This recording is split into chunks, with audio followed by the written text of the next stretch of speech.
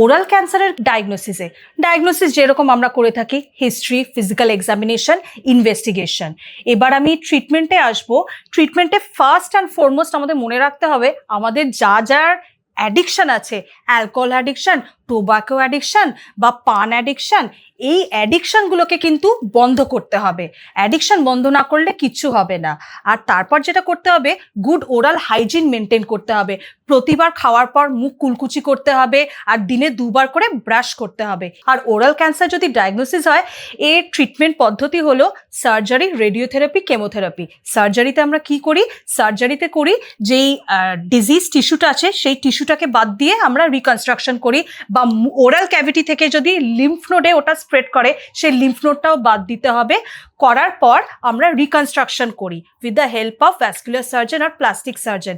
এছাড়াও সার্জারি ছাড়াও আছে আমাদের রেডিওথেরাপি, কেমোথেরাপি।